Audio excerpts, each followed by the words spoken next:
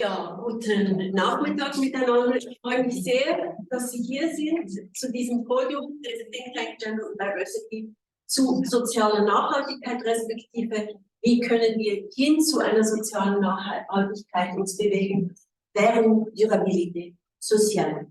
Ich möchte mit einem Dank beginnen an Fleur Weibel, die diesen Event so gut geplant hat, an meine Co-Präsidentinnen Sabine Kadolfer und Nathalie Amstutz.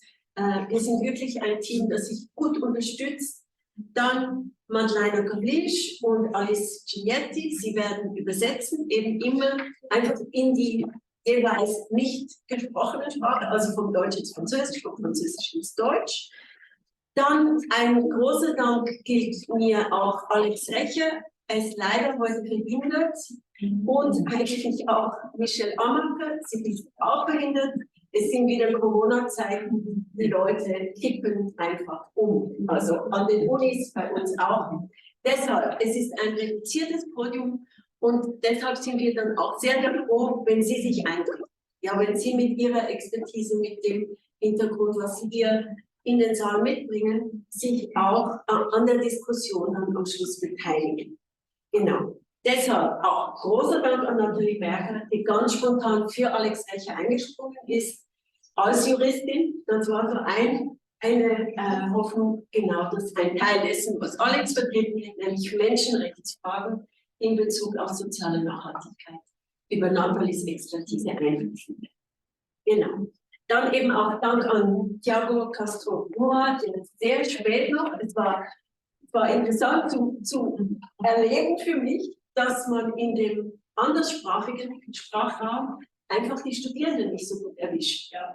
Also wir haben relativ lange jemanden gesucht, der die studiert im Moment, und eben jetzt haben wir Thiago Castro Mora hier, weil Julia Steinberger noch ganz spät vorgeschlagen hat und er zugesagt hat. Vielen Dank. Genau. Also so haben wir doch eine Vielzahl von Stimmen. Ich zeige jetzt auch noch kurz, wer das ist. Eben Michelle Amaker fällt Gesundheitsarbeit auf, Nathalie Berger ist da, Thiago Castro Mora ist da und Julia Steinberger ist da. Ich freue mich sehr auf das Gespräch mit euch, mit Ihnen. Mein Name ist Christa Binswanger, ich komme von der Universität St. Gallen und vertrete dort den Fachbereich Gender Diversity. Genau. Gut, ich denke, dass wir nachher, dass die PanelistInnen sich selber jeweils über ihren Zugang zu Nachhaltigkeit und zu sozialer Nachhaltigkeit vorstellen werden. Deshalb bleibt die Vorstellung jetzt so kurz, diese Vorstellungsrunde von euch, von Ihnen. Und dann beginne ich vielleicht gleich schon mit der ersten Runde. Ich habe alle gebeten, sich Gedanken zu machen dazu, was ist eine Entschuldigung, jetzt bin ich ein bisschen aufgeregt. Zuerst komme ich noch ganz kurz auf mein Verständnis von sozialer Nachhaltigkeit zu sprechen, weil im Vorfeld auch immer wieder die Frage auftauchte, was ist das jetzt schon wieder? Diese soziale Nachhaltigkeit, wie steht die zu Gender und Diversity und Inclusion-Fragen? Genau, und ich starte kurz mit ein paar Statements quasi von meiner Seite zum Begriff und dann übergehen. Genau. Gut, also ich möchte ganz kurz auf dieses, ich hoffe, Sie können es auch sehen, dieses sogenannte Wedding Cake Model vom Stockholm Resilience Center eingehen, weil dieses Modell eigentlich sehr schön zeigt, sind alle 17 UN-Nachhaltigkeitsziele hier auf dieser Folie verbunden, dass Nachhaltigkeit 3 Ebenen hat, nämlich die Ebene der Ökonomie, der Gesellschaft und eben der Biosphäre, der Umwelt. Und was an diesem Modell vielleicht speziell gut oder geeignet ist, dass es zeigt, wie eng diese 3 Ebenen miteinander verbunden sind.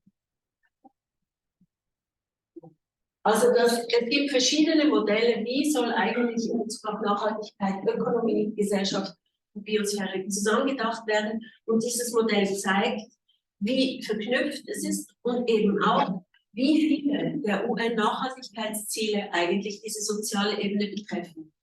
Weil ich nicht weiß, man sieht die Zeichen hier vielleicht nicht ganz so gut. Also wenn wir hier hier sehen Sie die einzelnen Prioritäten, eben Nachhaltigkeitsziele nochmal etwas genauer. Welche werden der Gesellschaft zugeordnet? Das ist eben keine Armut, Zero Hunger, also kein Hunger, dann aber auch bezahlbare und Clean Energy, also saubere Energie, Energy 7. Und dann, was unsere Bereiche sehr stark betrifft, Gender Equality, SDG 5, also Geschlechtergerechtigkeit, aber auch Quality Education, eben das SDG 4, dann Good Health and Wellbeing, SDG 3, letztlich auch dann eben kein Hunger, natürlich SDG 2. Also wir sehen, 8 Nachhaltigkeitsziele werden ganz klar dem gesellschaftlichen Bereich zugeordnet. Und wenn wir dann auf die Biosphäre, die ökologische Nachhaltigkeit schauen, also nochmal zurück, jetzt waren wir quasi in diesem mittleren Stück, dann haben wir bei der unteren Sphäre eben SDG 6, also das saubere Wasser und die Möglichkeit eben zur Hygiene, dann das SDG 13, alles verbunden mit Klima, SDG 14, Leben unter Wasser und SDG 15, Leben über Wasser. Und was wir heute probieren, ist zu diskutieren. Das sind natürlich riesige Themen, Sie sehen es, also quasi, wenn wir alle diese Ziele erreichen, dann sind wir wirklich in einer besseren Welt angekommen. Aber wie können wir jetzt soziale Themen besser verbinden mit eben ökologischen Themen? Das wäre so ein Startpunkt für mich. Schauen wir ganz kurz auf die Schweiz. Inwiefern hat sich die Schweiz und der Schweizer Bundesrat zu diesen Themen geäußert? Der Bundesrat hat eine Strategie nachhaltige Entwicklung entworfen, also SNE für quasi im Rahmen dieser UN-Agenda 2030 und 3 Ziele definiert. Und diese 3 Ziele sehen Sie jetzt hier auf der Folie. Das erste ist eben nachhaltiger Konsum und nachhaltige Produktion. Zweites Ziel Klima, Energie und Biodiversität. Und drittes Ziel Chancengleichheit und sozialer Zusammenhalt, also diese Social Cohesion. Und Sie sehen schon, ich denke, alle diese 3 Themen sind uns momentan sehr im Bewusstsein, auch gerade auf dem Hintergrund des Ukraine-Krieges und der Frage, wie steht es um Energie und wie hängt das zusammen. Auch, es hängt natürlich auch ganz stark mit nachhaltigem Konsum zusammen. Und mir scheint, aber das können wir nachher auch gerne diskutieren, dass die dritte Ebene, diese Ebene von Chancengleichheit und sozialem Zusammenhalt nicht in gleicher Weise präsent ist, wenn wir über Nachhaltigkeit nachdenken. Und es wäre eben ein Desiderat, Aussicht von Gender und Diversity, das stark zusammenzudenken. Schauen wir noch ein bisschen genauer in diesem Punkt 3, jetzt auf Ebene der Administration des EDA. Dann finden wir hier Diskurse, die wir sehr gut kennen und die wir brauchen in der Gleichstellungsarbeit, nämlich, dass wir eine inklusive Gesellschaft anstreben, dass eben auch in der Präambel der Wille des Volkes berücksichtigt ist, in gegenseitiger Rücksichtnahme und Achtung, Vielfalt in der Einheit zu leben. Das sind interessante sprachliche Figuren, die wir hier sehen, diese Vielfalt in Einheit. Und dass sie dann eben hier auch wirklich auf die auf den UNO-Grundsatz zurückkommen, dieses Leave no one behind, alle sollen mitgenommen werden, dass eben die Chancengleichheit für die Bürgerinnen und Bürger wichtig ist. Und dann auch, das ist dieser letzte Satz, der ist auch interessant, die Chancengleichheit zielt dabei nicht darauf ab, tatsächliche Unterschiede einzuebnen, sondern allen Menschen, insbesondere mit rechtlichen Mitteln, faire Zugangs- und Lebenschancen zu eröffnen. Also wir haben hier eine Equity-Dimension, die Eingang gefunden hat in diese offiziellen Dokumente, die nicht mehr quasi nur über Equality sprechen, sondern eben auch über diese Gleichheit und Indifferenz und auch ein Stück weit das Ausgleichen von Unterschieden. Genau, und eben über die Menschenrechtsdimension werden wir heute auch. Genau, das wäre so mein Einstieg ins Thema. Und dann würde ich jetzt gerne übergeben. Ich weiß nicht, wer zuerst anknüpfen möchte. Genau, weil Julia Steinberger hätte auch Folien. Aber ich Wie nächst, ist das gut? Ja. Ja, genau. Dann mache ich schnell auf. jetzt die Technik machen.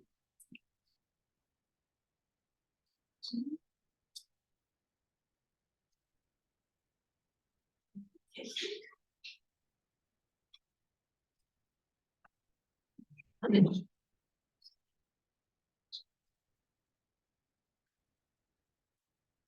Aha.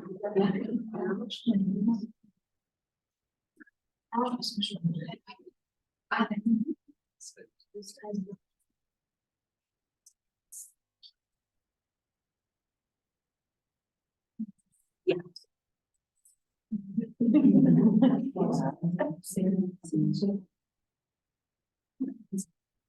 Oui, je viens là pour faire le cristal, attention, cette chaise. Ok. Just okay.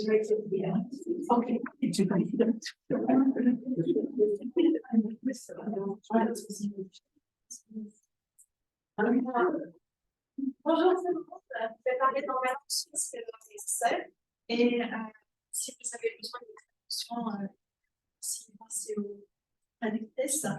Alors, et les slides sont en anglais, je pense que c'est peut-être plus facile et je vais essayer de passer assez rapidement.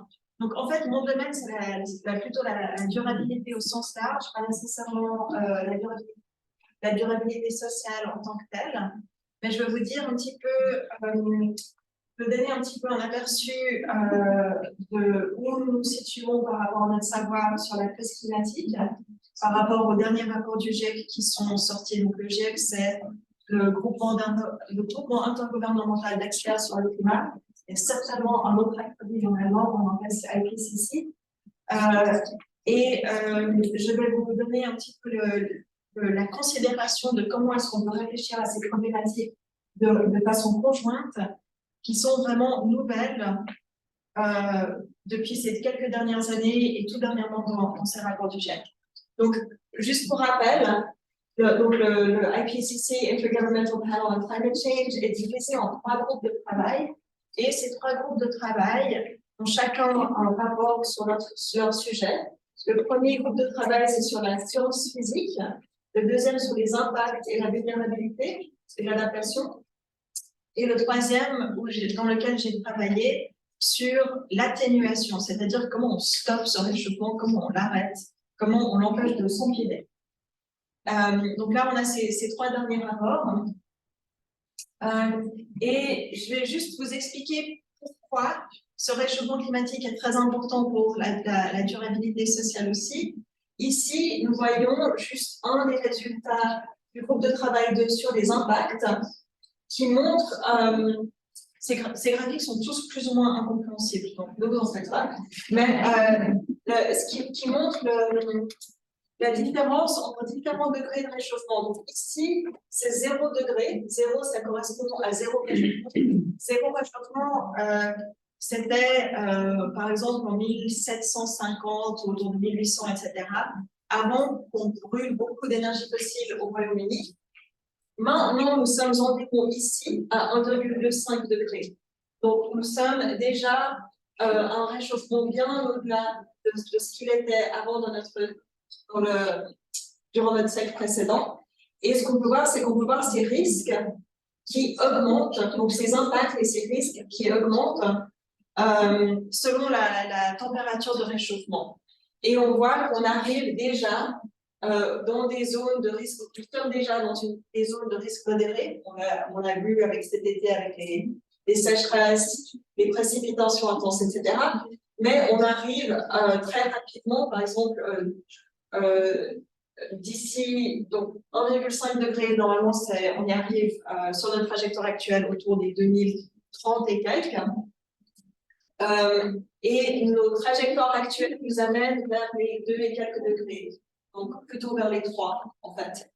Et on voit que nous allons très très loin dans ces impacts, dans la dangerosité, autour par exemple de la disponibilité de l'eau, de la santé, des inondations, de la mortalité due à la chaleur, dans les risques pour la nourriture, pour la biodiversité, pour les maladies contagieuses, etc.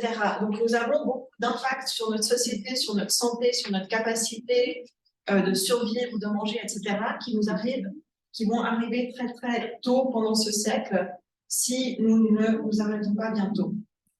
Par contre, nous avons aussi des moyens de nous protéger, et dans ces moyens de nous protéger, il y a surtout la question de réduire notre demande de ressources. Parce qu'en fait, le problème du réchauffement climatique, c'est pas un problème d'émission, c'est un problème d'extraction. Tous nos problèmes environnementaux sont à la base des problèmes qui commencent par la demande de ressources dans l'environnement. Et dans ce cas-ci, dans le cas du réchauffement climatique, c'est la demande en énergie. Et pour la première fois, le rapport du GIEC s'est posé la question de réduire la demande en énergie tout en maintenant le bien-être des populations. Donc là, on a vraiment la question de la durabilité sociale qui est au centre de ces questionnements. Est-ce qu'on arrive à réduire l'utilisation des ressources et augmenter le bien-être social? Et c'est le chapitre 5 du troisième rapport, du troisième groupe de travail du dernier rapport du GIEC. Et ce qui est très intéressant, c'est qu'il y a aussi un aspect citoyen. C'est-à-dire que ce qui est écrit là, focusing on demand, donc si on se focalise sur la demande et les services, les différents rôles que les personnes jouent en tant que personnes sociales et politiques peuvent amener plus de participation à l'action climatique. Et je pense que ça, c'est aussi très intéressant à discuter aujourd'hui. Alors, ça, c'est juste un bref. Je vais juste vous donner deux minutes de cours de système énergétique. Nous utilisons l'énergie pourquoi? Personne ne va acheter un baril d'énergie de pétrole pour le brûler dans son jardin le week-end. Nous n'utilisons pas l'énergie pour l'énergie en soi, nous utilisons l'énergie pour les services énergétiques. Et ce qu'il faut comprendre, donc là on a ces chaînes de l'énergie primaire, l'énergie finale, l'énergie utile, les services énergétiques. Et ce qu'on comprend, c'est qu'il y a beaucoup d'étapes différentes qui séparent l'énergie que nous prenons dans l'environnement et les services énergétiques dont nous bénéficions dans notre vie quotidienne. Ce qu'il faut comprendre, c'est que les énergies fossiles sont particulièrement inefficaces et gaspilleuses. C'est-à-dire que nous perdons entre énergie que nous extrayons de l'environnement et l'énergie que nous utilisons 2/3 des énergies fossiles dans la plupart des utilisations, que ce soit l'électricité ou le transport. Et quand nous voulons des services énergétiques, pour beaucoup d'utilisations, nous n'avons pas besoin de consommer l'énergie du tout, surtout avec des technologies modernes, par exemple les constructions ou des infrastructures qui nous permettent de nous déplacer sans voiture, par exemple. Donc ça, c'est la question des services. Et ensuite, on peut se poser la question, on n'a pas besoin d'énergie pour vivre bien ou de matériaux pour vivre bien, mais nous avons besoin de services énergétiques et de services matériels. Et cette étude qui a été publiée en 2018 par Narasimha Rao et Jikonmin essaie d'étudier de quels services avons-nous besoin, de quels services énergétiques et matériels avons-nous besoin pour vivre une vie décente, sans pauvreté, sans déficience, où nous pouvons avoir des projets de vie, mais où nous ne surconsommons pas nécessairement. Et sur la base de cette étude, de ce genre de recherche, le GIEC a pu conclure, par exemple, que nous avons un potentiel de réduire les émissions entre 40 et 70% d'ici 2050, uniquement en réduisant la demande énergétique. Ça, c'est sans mettre encore panneaux solaires nulle part. Si nous réduisons la demande énergétique, nous pouvons réduire ces émissions. En plus, si on met des panneaux solaires, ce sera d'autant plus facile. Les solutions ne sont pas mystérieuses. Par exemple, on parle de marche à pied, de vélo, de transport électrique, réduire les voyages en avion, nourriture à base de plantes, rénovation des maisons, etc. Mais ce qu'il faut aussi comprendre, c'est que le troisième point, je pense, est le plus important, c'est que ce changement, cette réduction de la demande énergétique, ce n'est pas une question de comportement individuel. C'est aussi une question de comportement individuel, mais c'est surtout un changement systémique, c'est un changement d'orientation dans nos sociétés. Donc, quand on veut que les personnes changent de mode de vie pour réduire leur utilisation de ressources, il s'agit d'un tournant de société pour investir dans le type de société qui le permettrait. Et ça, on a eu beaucoup de mal à l'expliquer, même à nos chefs du GIEC. parce qu'eux, ils pensaient vraiment qu'en fait, il faut dire non, toi, tu consommes moi, toi, tu consommes moi, toi, tu consommes moi. C'est pas du tout ça. Il faut créer les infrastructures et les services publics qui permettent aux personnes de vivre mieux en utilisant l'eau. Et bien sûr, ça, je pense que c'est important pour un groupe intéressé à la diversité, ce dernier point, quelques personnes ont besoin de plus pour vivre bien. Et donc, il faut vraiment considérer cette diversité et l'intégrer dans nos réflexions sur les politiques publiques. Moi, j'essaye d'être végane, mais j'ai des amis qui doivent manger de la viande tous les jours pour être bien. C'est propre à leur métabolisme. Ce n'est pas une majorité de la population, c'est probablement une toute petite minorité, mais c'est une minorité qui a besoin de manger différemment pour être en bonne santé. Et c'est aussi le cas pour beaucoup d'autres utilisations. On peut penser aux personnes qui ont des handicaps, qui ont besoin de mobilité différente, ou personnes âgées, personnes avec beaucoup de petits-enfants, etc. Je vais juste vous montrer les résultats d'un modèle qu'on a fait sur la base de cette idée de combien d'énergie, de services énergétiques a-t-on besoin pour une vie décente. Et sans aller dans les détails, nous sommes environ ici et nous pourrions être là. Donc, c'est-à-dire que nous pourrions passer d'environ 450 hexajoules à 150 hexajoules de demande d'énergie totale sur Terre en suffire aux besoins de tous. Donc ça veut dire plus aucune pauvreté matérielle, mais ça veut aussi dire plus aucun luxe matériel. C'est un niveau de vie qui est en dessous du niveau de vie suisse que nous vivons, mais c'est un niveau de vie qui devrait, en théorie, suffire pour ne pas être en déficience matérielle. Et ça, c'est juste pour vous montrer cette idée d'investissement, de tournant de société. Il faut investir dans certains secteurs massivement pour pouvoir bénéficier ensuite d'une société où on a moins besoin de consommer. Et ici, nous voyons l'investissement, par exemple, dans le domaine de l'habitat, qui est massif, qui devrait être massif, pour ensuite consommer beaucoup moins dans le secteur de l'habitat. Donc, le secteur de l'habitat, c'est shelter.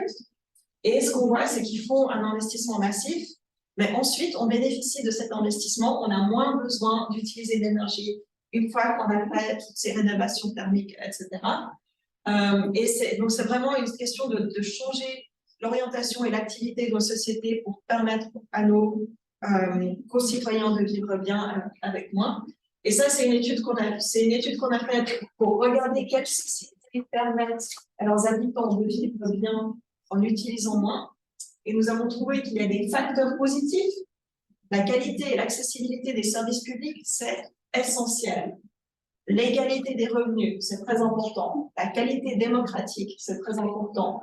L'accès à l'électricité, aux infrastructures de base comme l'eau potable, etc., très important. Et nous avons trouvé aussi deux facteurs négatifs qui sont l'extractivisme, c'est-à-dire les économies qui sont dépendantes de l'extraction des ressources naturelles sur leur territoire ont beaucoup plus de peine. Et ça, c'est un phénomène très connu en économie. Ça s'appelle le resource curse, la malédiction des ressources. On appelle aussi ça Dutch disease. Enfin, il y a plusieurs noms, mais c'est toujours la même histoire. Donc là, on le retrouve aussi ici. Et on voit aussi que poursuivre une croissance économique au-dessus d'un niveau de revenu modéré rend les sociétés moins aptes à répondre aux besoins de leurs habitants en utilisant moins de ressources. Alors voilà, je pense que c'était juste un petit éclairage du côté climat et énergie sur la durabilité sociale. Merci beaucoup. Merci beaucoup.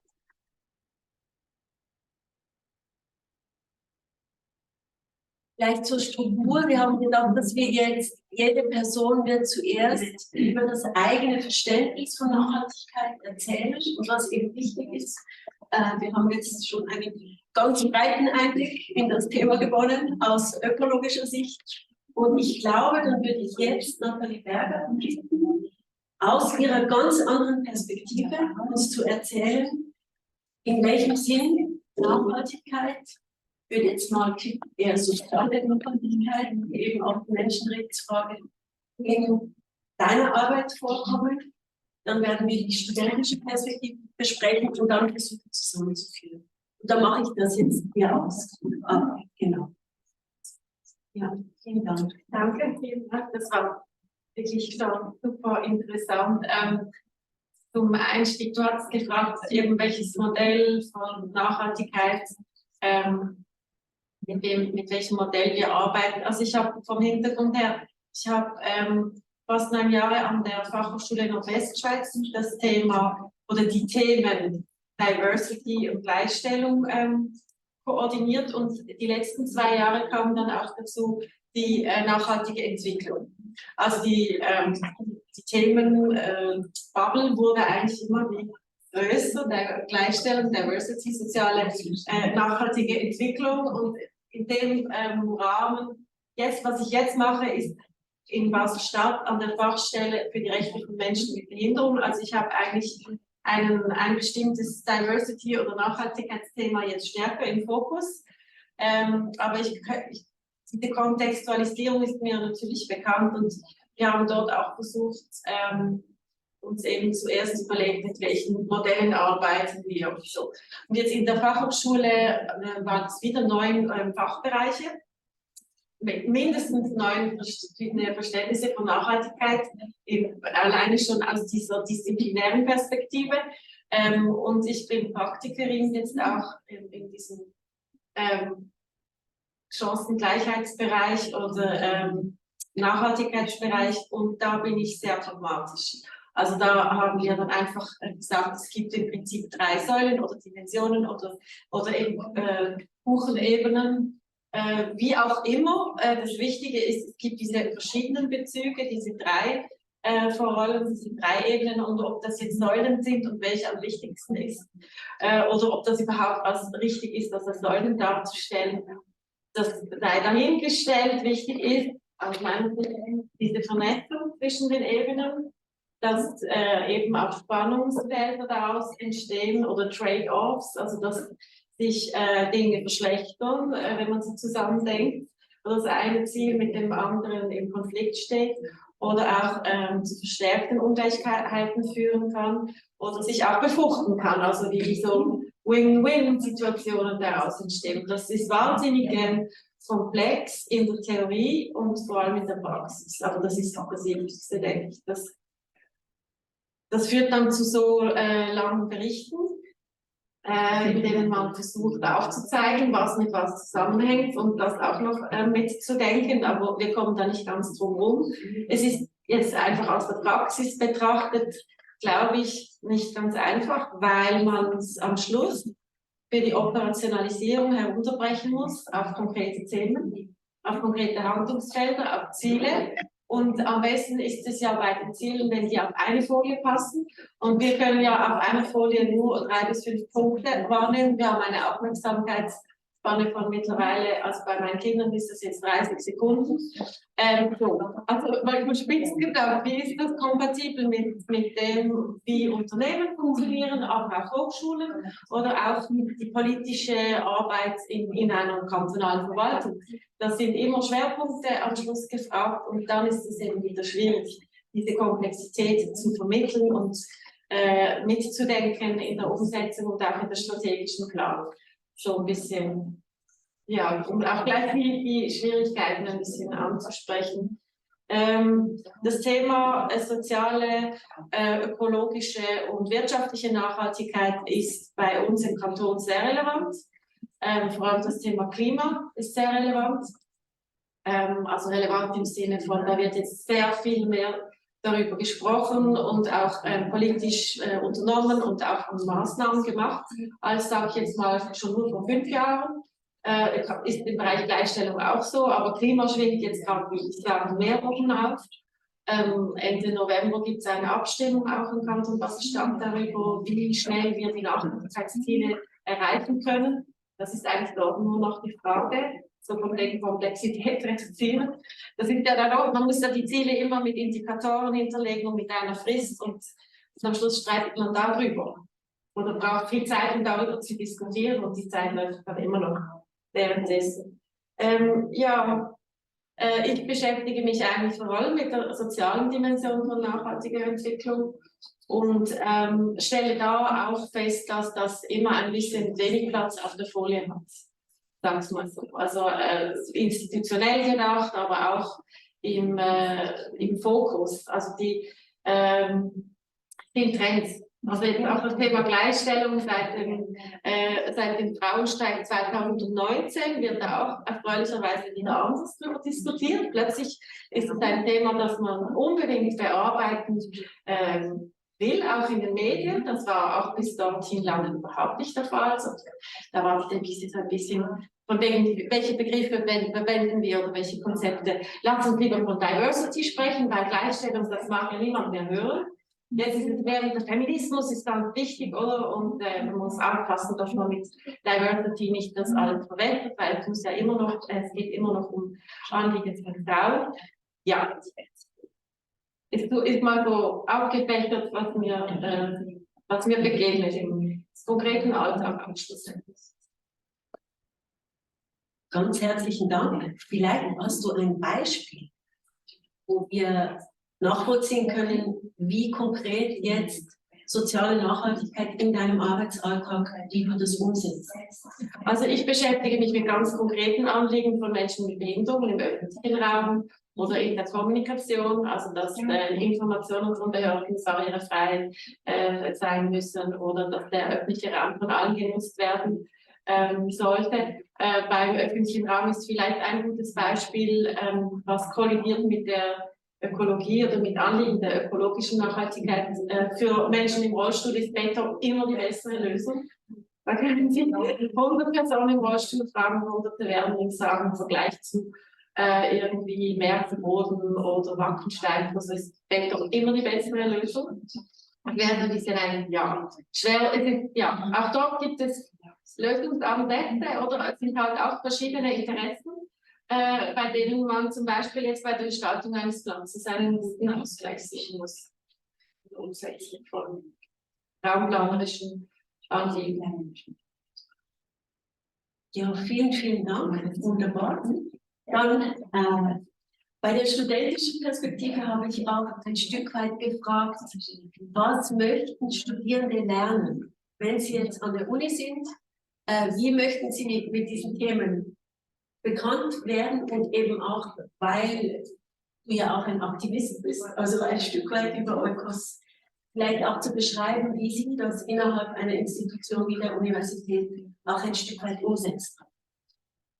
Du coup, je suis Thiago, je suis étudiant en HEC, je suis en troisième année de bachelor en économie politique et j'aime beaucoup de la durabilité, je fais beaucoup de ça, surtout de l'environnemental et du coup, pour l'association, je suis président d'Oikos. Oikos Lausanne, c'est l'association durabilité environnementale et aussi rattachée au management durable de HEC. Et on organise souvent des conférences, on a plein d'étudiants, surtout proches des étudiants, plutôt plein d'événements proches des étudiants. On a par exemple un défilé de mode qu'on appelle l'Ethical Fashion Show, où l'objectif c'est vraiment de montrer un côté durable de la mode. Et en même temps, à côté, on fait aussi un second hand, où on a une friperie, donc on vend des habits de deuxième main, une fois par semestre aux étudiants. Et on fait aussi des conférences à côté pour les sensibiliser sur certains enjeux, sur certaines thématiques. Et du coup, on essaie vraiment d'apporter ça aux étudiants. Du coup, pour répondre à la question du qu'est-ce que les étudiants recherchent, alors je ne vais pas répondre pour tous les étudiants, mais en tout cas pour les étudiants qui sont un peu proches de moi, je sais que ces temps-ci, je vois beaucoup d'étudiants qui commencent à avoir beaucoup plus d'intérêt par rapport à ces causes climatiques et environnementales, et aussi au niveau de la durabilité sociale. Et je trouve super intéressant que j'ai l'impression que je ne suis pas là depuis longtemps, je suis là depuis ça fait 3 ans que je suis à l'Université de Lausanne, mais depuis que je suis rentré, j'ai l'impression de vraiment voir de plus en plus de choses qui se créent. Par exemple, là, cette année, on a eu un événement qui s'appelait la CISO, c'était la Climate Sustainability Action Week. Et en fait, c'était une semaine totalement dédiée à la durabilité et à construire ensemble et à collaborer pour la durabilité. Et c'était extrêmement intéressant d'avoir le point de vue de plein d'étudiants qui viennent de plein de milieux et en fait, de se rendre compte qu'on n'a pas tous le même point de vue, on ne regarde pas tous au même endroit, mais au final, on cherche tous le même objectif. Et même si certains préfèrent la durabilité sociale, d'autres l'environnemental, c'était intéressant de confronter nos points de vue, entre guillemets, et vraiment s'élever un peu plus loin, réfléchir ensemble. Et c'était quelque chose d'assez incroyable. Et au-delà de ça, je sais que par exemple, là, on a eu de nouveaux cours qui apparaissent, comme l'économie de l'environnement. Et c'est intéressant de savoir qu'en économie, du coup en macroéconomie, on est presque moins d'étudiants qu'en économie de l'environnement. Il y a des étudiants de management qui viennent dans les cours d'économie politique pour aller chercher ça. Et ça, c'est super intéressant parce qu'on voit, ah, mais toi, t'es pas en économie politique, toi non plus. des étudiants qui viennent d'une autre branche, vraiment de management de base, pour rechercher ça. Et c'est super intéressant. Et même quand on regarde l'offre de cours qu'on a, on n'a pas une offre très très grande, mais on peut voir qu'il y a certains cours qui permettent d'aller chercher. On a aussi ces possibilités d'aller chercher dans d'autres facultés. Et je sais qu'il y a des amis à moi qui vont chercher, par exemple, en géosciences, en sciences sociales et politiques, des cours un peu variés pour vraiment inclure ça dans leur vision économique. Et du coup, par rapport à ça, je trouve super intéressant. Et au-delà de là, il y a vraiment cette espèce d'association et l'esprit associatif au sein de l'Université de Lausanne, que je trouve assez incroyable, avec tous les points de vue qui sont un peu couverts. On a par exemple une association qui s'appelle Grève Féministe Unile, où eux, bah, vraiment, leur objectif, c'est de soutenir ça. Et ben, typiquement, on a reçu en tant que cause, ben, ils ont fait un mail pour nous demander est-ce qu'on soutenait leur demande pour que le 14 juin, on n'ait pas examen. Et par exemple, bah, ça, c'est des choses que c'est hyper intéressant qu'ils font, parce que peut-être que nous, on n'aura pas l'énergie de le faire nous, mais il y a quelqu'un qui va le faire pour nous, pour qu'on puisse avoir le droit de manifester pendant 14 jours. Et que justement, bah, on n'a pas un examen qui tombe pile au moment et qu'on doit choisir nos études ou les causes sociales.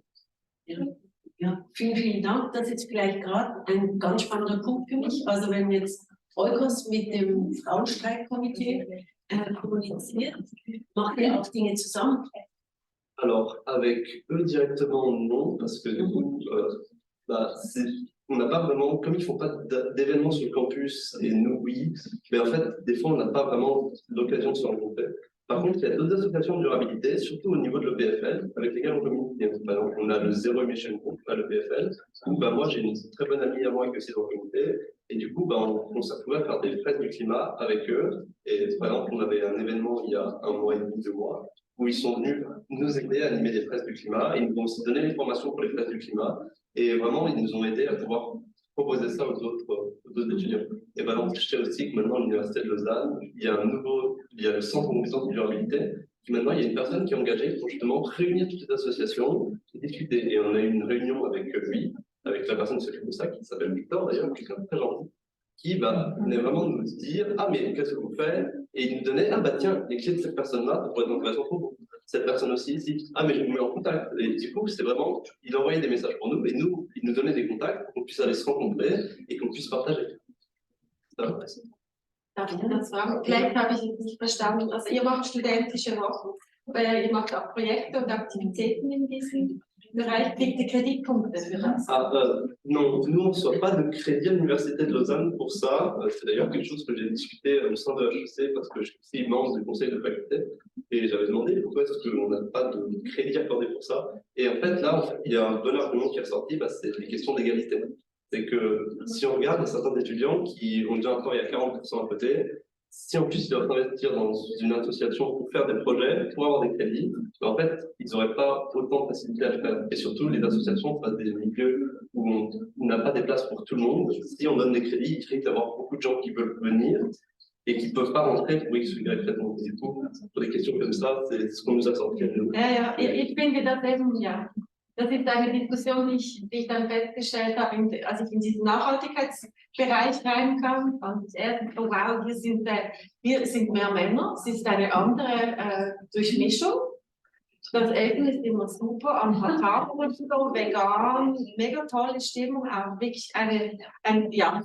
Aber eben das Thema Ressourcierung ist genauso prekär oder anders prekär wie im Chancengleichheitsbereich. Und das Engagement der Studierenden ist sehr hoch.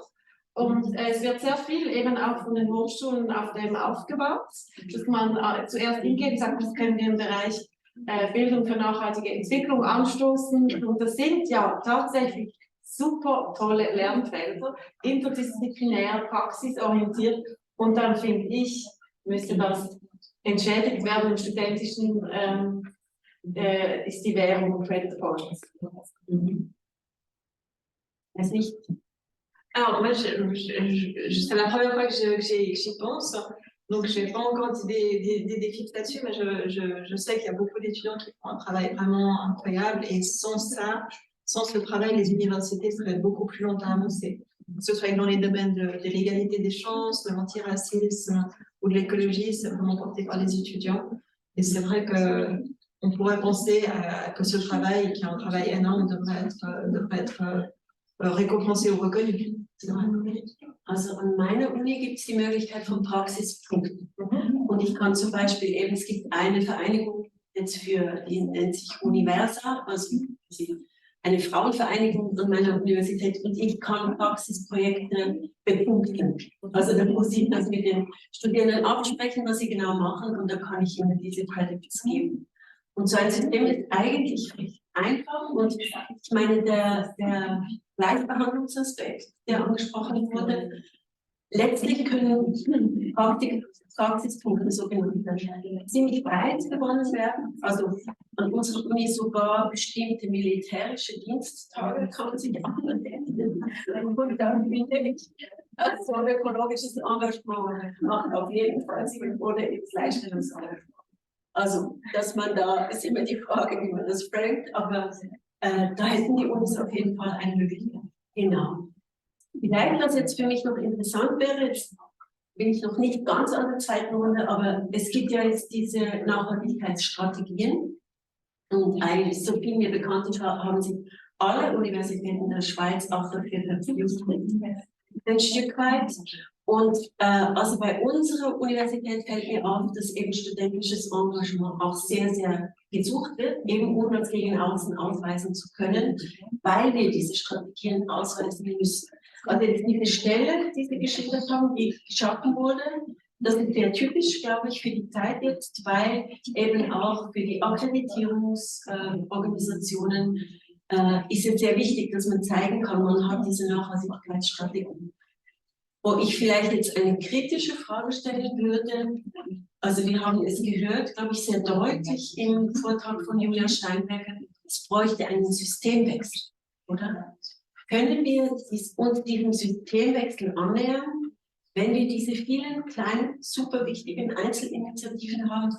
Wie können wir daraus ein Momentum schaffen, das eben wirklich in den Wandel, also zu dem Wandel beitragen würde, den es braucht? Also wir haben jetzt, ich denke, in der Biosphäre ganz deutlich gemacht, was für ein massiver Wandel wir bräuchten.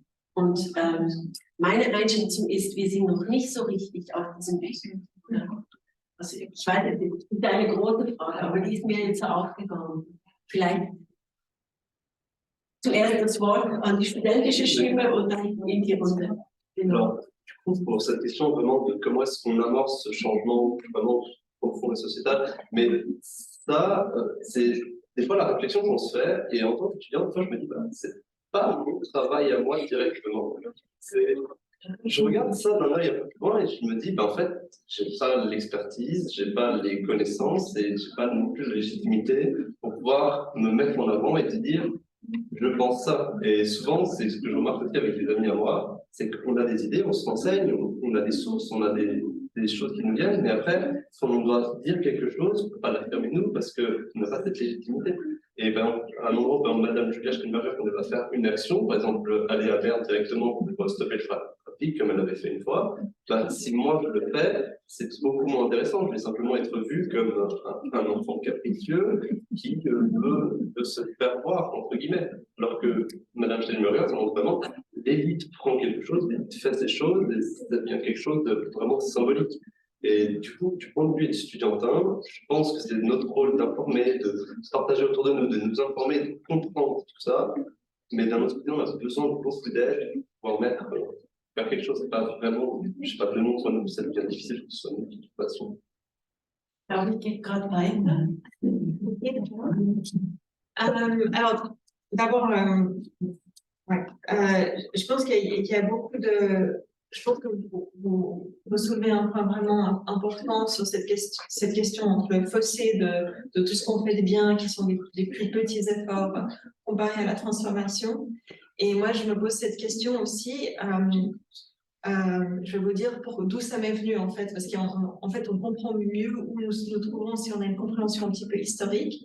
Et dans la compréhension historique de notre moment, il est important de comprendre comment certaines industries, les industries des énergies fossiles, l'industrie automobile, etc., se sont insérées au centre de notre fonctionnement. Et une des façons dont elles l'ont fait pendant le siècle dernier, c'est parce qu'elles ont été à la source de grandes innovations dans le domaine des relations publiques.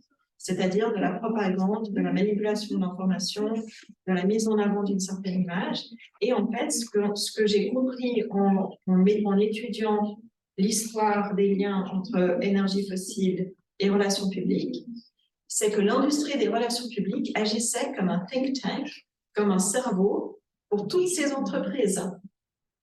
Ces entreprises sont en compétition, mais elles avaient un cerveau commun et qui faisait des stratégies pour elles. Pourquoi ne pas faire telle politique? Pourquoi ne faire pas tel type de pub? Ce genre de communication serait très utile, etc.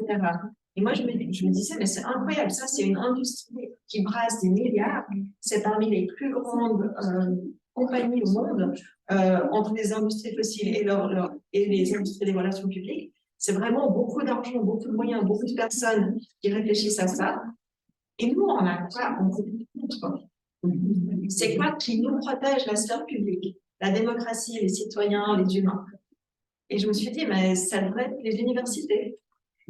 Les universités devraient avoir le rôle d'être le think tank qui protège la population contre toute manipulation, agression, atteinte à la santé, atteinte à l'avenir, etc. Et je trouve qu'on ne joue pas ce rôle. Je trouve que nous avons beaucoup de capacités de recherche, de réflexion, de communication, mais que nous les utilisons très, très mal. Nous les orientons vers nos disciplines qui sont intéressantes. Moi, j'ai fait de la physique et de l'astrophysique, mais quand j'ai compris qu'il y avait autre chose à faire, j'ai arrêté. Je suis tournée vers quelque chose que je pensais plus utile. Et je pense qu'il faut vraiment que nous nous posions la question. Nous sommes dans un moment très urgent et très dangereux, le plus urgent et dangereux dans l'histoire de l'humanité, probablement. Et qu'est-ce qu'on fait? On est en train de faire comme si nos mécanismes précédents étaient suffisants pour nous défendre. Et on ne réfléchit pas assez à ce changement systémique. Par exemple, si on veut faire de la recherche interdisciplinaire sur les sciences sociales du climat, dans la FNS, il n'y a même pas de boîte climat. Il y a seulement sciences atmosphériques ou géologie et vie. C'est pas ça. Donc, on n'a même pas les cadres de pensée qui sont défendus, qui nous permettraient de réfléchir à ces questions. Et nos institutions de recherche sont très mal orientées, et nos institutions universitaires, je trouve, sont très mal orientées vers les défis fondamentaux qui nous arrivent dessus dès aujourd'hui. Et je pense que la question qu'il faut se poser pour réorienter ça, elle se pose à certains endroits, mais pas encore assez. Il y a certaines institutions, par exemple, que je connais, il y a Faculty for Future au Royaume-Uni, où ils ont décidé, mais avec des tout petits financements, mais ça commence, c'est une graine qui essaie de réfléchir, ok, c'est quoi une faculté universitaire qui se bat pour l'avenir. Il y a l'université en Belgique de Louvain-la-Neuve qui a pris certains professeurs qui sont tous orientés défis d'avenir. L'université de Lausanne est en train de mener une réflexion sur le rôle de l'université dans la transformation, comment étudier la transformation. Mais c'est encore très marginal et je pense qu'on a beaucoup de retard. On a vraiment beaucoup de retard. Et quand je pense juste pour rebondir sur ce que tu disais au propos du rôle des étudiants, les étudiants, vous avez toute votre légitimité. Vous avez la légitimité de citoyen, vous avez la légitimité de poser des questions. Les personnes qui étaient assises avec moi sur le groupe ont aussi une légitimité de citoyen. Je ne suis pas différente. Et je veux aussi dire que si en mai 68, les étudiants s'étaient dit on va attendre, la société, elle n'aurait pas avancé aussi vite. Je pense qu'il y a aussi le côté des revendications ouvertes des étudiants en toute leur légitimité aussi. Mais je pense qu'on mais ça, c'est pas je pense que c'est ensuite à chaque personne de réfléchir comment les personnes veulent avancer, comment elles veulent faire leur part. Vielleicht ergreife ich jetzt ein Stück weit auch das Wort und ziehe mir schnell den Moderationshut aus, quasi den Gender Diversity Studies Hut an, dass natürlich genau diese Fragen, die Gender Studies seit den 70er Jahren enorm umtreiben. Dieser Punkt zu sagen, in den Universitäten müssen wir ein Wissen generieren, was wirklich Ungleichheiten auf ganz verschiedenen Stufen darstellt und auch einklagt und eben auch demokratische Rechte einklagt. Und was wir natürlich tun, wenn wir diese Art von Wissen produzieren, ist, dass wir uns mit der Wissensproduktion, die eben Marktverhältnisse eher stützt, wie sie sind. Und ich meine, das sind enorme wirtschaftliche Interessen, wie eben gerade angesprochen, dass wenn wir hier sagen, nein, also zum Beispiel unbezahlte Care-Arbeit muss jetzt endlich einmal anerkannt werden als Arbeit, vielleicht sogar bezahlt, dann haben wir eine große Macht, die gegen uns arbeitet. Also ich glaube, dieser Machtaspekt. Und dass ich also jetzt auch gerade wieder versuche, eben an meiner Universität ein Projekt zu sozialer Nachhaltigkeit zu unterstützen und wirklich den Vorwurf dann höre und teilweise eben auch jetzt gerade von denen nicht bekomme, weil das sei zu normativ. Also wird gesagt, die Wissensproduktion, die ich anstrebe, sei zu normativ. Ja? Also Dein ist normativ. Controversial. Ja. Genau. Also wir begeben uns in ein Feld, das natürlich mit sehr, sehr vielen Interessen besetzt ist. Und ich denke jetzt gerade eben, wenn es um Ressourcen geht. Und da sind wir dann bei der ökonomischen, also bei quasi der obersten Scheibe im Modell, die einfach ganz, ganz stark wirkt. Und ich glaube, deshalb habe ich diese Folie habe ich so geschätzt, zu sagen, wenn wir jetzt hier investieren und wir müssen Geld in die Hand nehmen als Gesellschaft und sagen, wir investieren zum Beispiel in die Dämmung von Gebäuden, wir investieren in Solarenergie, also Und machen das gleich noch barrierefrei zugänglich. Genau. Und das ist natürlich dieses Beispiel oder also eben ein Beispiel, ich jetzt vielleicht noch eine Kurve. Wenn ich mit einem befreundeten Architekten spreche, der gerade ein Schulhaus baut und ich ihm frage so, und was machst du jetzt für soziale Nachhaltigkeit? Und dann sagt er, ja, Barrierefreiheit. Und jetzt machen wir gerade die Umkleidekabinen. Und dann sagt ein Mitarbeiter von ihm, wir müssten vielleicht Umkleidekabinen machen, wo sich auch einzelne Schülerinnen und Schüler oder SchülerInnen zurückziehen können. Wir sollten vielleicht Garderoben anders denken, damit sich mehr Personen wohlfühlen können, also diese Wohlergehensebene. Dann könnten wir doch jetzt alle diese Dinge wirklich anfangen zusammenzudenken, oder? Dass man nicht zuerst barrierefrei baut oder eben nicht. Ich bin in einem ganz neuen Bürogebäude. Die Türen sind für gehbehinderte Menschen nicht öffnbar, die sind so schwer, kommen schlicht nicht rein. Ja? Was ist da passiert? Oder? Also wir haben die Behindertenkonvention angenommen 2016 und 2020 werden Gebäude gebaut, die nicht behindertengerecht sind. So, also es passiert auf einzelnen Ebenen noch zu wenig und das Zusammendenken. Ich glaube, da müssen wir wirklich inter- und transdisziplinäre Gremien haben und unbedingt studentische Stimmen. Da bin ich absolut einverstanden. Das war so eine wichtige Botschaft in den 70er Jahren. Wir brauchen Voicing, aber wir müssen auch hinhören. Also ich glaube, was auch zum Ausdruck kam vorhin, dass natürlich der mediale Effekt, wenn Julia Steinberger sich auf den Asphalt klebt, ist größer, als wenn Studierende sich auf den Asphalt kleben. Und das ist aber nicht die Sicht von Julia Steinberger, sondern der Medien. Also ich finde, die Medien spielen wirklich eine große Rolle, weil du hast von Momentum gesprochen, oder solche Momentum, Momenti oder Momenta, was auszulösen, haben sehr viel mit solchen Trends oder Ereignissen, aktuellen tagespolitischen auch Ereignissen zu tun gehabt in den letzten Jahren. Was bringt wirklich Schub in eine Diskussion? Also das sind zum Teil wirklich schwierige Beispiele. Corona hat das Mobilitätsverhalten nachhaltig verändert, also ich würde schon sagen, nachhaltig verändert, oder zumindest okay. Wir bauen es ja Effekt auch hier, aber es gibt ein Umdenken stattgefunden in Bezug auf berufliche Mobilität. Respektive, wir haben für jahrelang für Homeoffice gekämpft in der Gleichstellungsarbeit. Es war immer etwas, ja, das geht nicht in allen Positionen und plötzlich geht das überall, auf allen Hierarchiestufen und wird jetzt auch weiter so gelebt, womöglich, oder? Also das sind so wie disruptive Momente oder Kräfte und die aber auch eben uns ein Stück zurückwerfen können. denke ich. Also gerade das Thema, die Rolle der Wissenschaft im öffentlichen Diskurs ist ja ein bisschen diskreditiert wird im Moment, auch seit Corona. Also jetzt nach dem Thematik Corona-Thematik oder der Umgang mit Corona stark kritisiert wird von bestimmten Bevölkerungskreisen, werden auch Forschungsergebnisse zum Thema nachhaltige Entwicklung und Klima kritisch hinterfragt.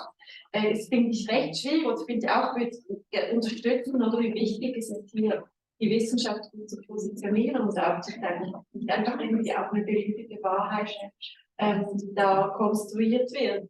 Oder auch, wie sich die steigenden Energiepreise jetzt im Moment unterschiedlich auswirken auf verschiedene soziale Beziehungen. Also das ist ja zum einen zu beachten, aber zum anderen hängt es ja auch mit dem zusammen, was du gesagt hast,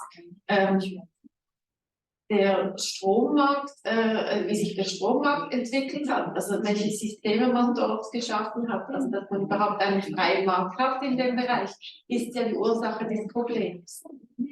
Das sind so recht politische Fragen, aber ich denke, wir gehen eben in dieses Thema rein, setzen wir beim Individuum an und beim Goodwill und bei Veränderung und Hoff und bei einer offenen Haltung. Oder wie bearbeiten wir die Systeme, wie gestalten wir die Strukturen? Vom Gebäude bis zum Marktsituation. Und dass da die viel größeren Hebel sind. Gut, dann würde ich, gibt es eine Replik noch? Weiß ich nicht. Nein? Gut. Dann gehe ich vielleicht über jetzt zur zweiten Runde, wo ich gedacht habe, wie können wir jetzt gemeinsam über Allianzen nachdenken? Also wo können die Felder von eben ökologischer Nachhaltigkeit, von das Feld der sozialen Nachhaltigkeit auch stärken und wo gibt es aber Spannungsmomente? Also ein bisschen habe ich schon angesprochen, eben zum Beispiel Beton ist ein absolut nicht nachhaltiges Baumaterial, ist aber offenbar für Rollstuhl, also Personen, die Rollstühle benötigen oder benutzen, ein günstiges Material. Also das ist jetzt ein ziemlich simples Beispiel. Wo könnten wir darüber nachdenken, wo wir uns stärken können und eben quasi zu diesem Systemwechsel, den wir auf verschiedenen Ebenen möchten, wie können wir da beitragen? Wer möchte einsteigen?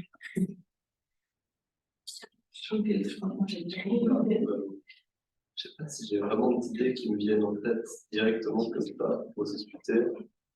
Also ich glaube, ein paar Sachen sind schon angesprochen worden, also wo die Bereiche wie ähnlich funktionieren, zum Beispiel interdisziplinäre Perspektiven oder Zusammenarbeiten an Projekten mit verschiedenen Zugängen. Das sind eigentlich in all diesen Themen sind das die Ansätze und sind das sicher gute Wege. Also ich glaube, dass es sicher auf der methodischen Ebene sehr viel Anknüpfungspunkte für Allianzen, Möglichkeiten für Allianzen gibt oder für Austausch auch, oder wo es Sinn macht, da mehr zusammenzuarbeiten.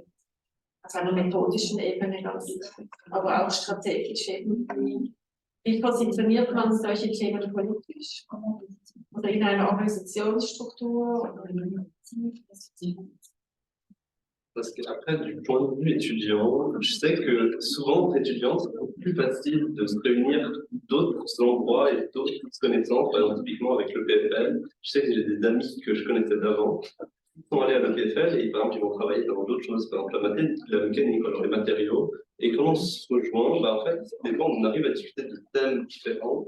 Et par exemple, typiquement, quelque chose qu'une fois, j'en ai fait poser la question, c'était à l'EPFL, ils ont l'EPFL Rocket Team. Et leur objectif est concrètement de créer une fusée. Et du coup, moi, j'avais une amie à moi qui est dans le comité, et je lui avais demandé comment est-ce que ça peut vraiment nous servir en réalité, parce que d'un côté, la quête à l'espace n'a jamais été quelque chose d'écologiquement, on va dire, positif. Et du coup, c'était vraiment ce genre de choses, après, on peut se poser des questions, on peut se dire, oui, mais dans un autre côté, ça peut amener des innovations techniques pour d'autres projets, ou alors en fait, ça va simplement permettre à des personnes de se mettre dans un projet ou alors de connaître mieux un thème. Et ces personnes-là, à partir de leur connaissance et de cette expérience-là, peuvent desservir un peu plus loin.